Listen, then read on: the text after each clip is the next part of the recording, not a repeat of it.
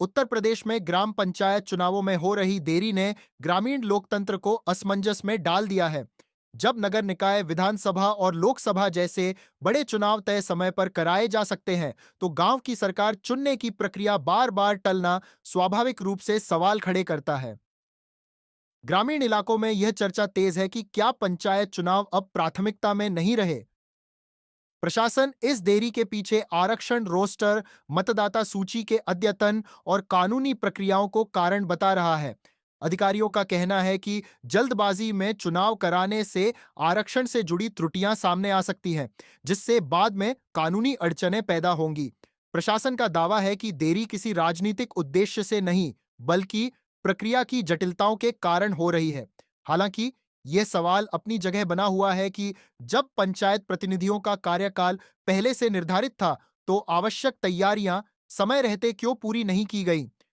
वर्तमान में कई गांव निर्वाचित प्रधान के बिना चल रहे हैं और प्रशासनिक व्यवस्था सरकारी अधिकारियों के भरोसे है। ग्रामीणों का कहना है कि इस व्यवस्था में न तो स्थानीय समस्याओं की सुनवाई प्रभावी ढंग से हो पा रही है और न ही जवाबदेही स्पष्ट है। इसका असर सीधे विकास कार्यों पर दिखाई दे रहा है। कई स्थानों पर योजनाओं की निगरानी कमजोर पड़ी है और निर्णय प्रक्रिया धीमी हुई है।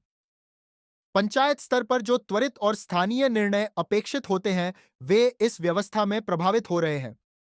मामले ने राजनीतिक रूप भी ले लिया है। विपक्ष सरकार पर चुनाव टालने के आरोप लगा रहा है, जबकि सरकार इन आरोपों को खारिज कर रही है। इस बीच सोशल मीडिया पर चुनाव की तारीखों को लेकर अटकलें चल रही हैं, लेकिन अब तक कोई आधिकारिक घोषणा सामने नहीं आई है। चुनावों में देरी का असर युवाओं और नए प्रत्याशियों पर भी पड़ा है, जो पहली बार पंचायत राजनीति में उतरने की तैयारी कर रहे थे। लंबे इंतजार ने उनके उत्साह को कमजोर किया है। विशेषज्ञ मानते हैं कि पंचायत चुनावों को लंबे समय तक टालना लोकतांत्रिक व्यवस्था के लिए उचित नहीं है।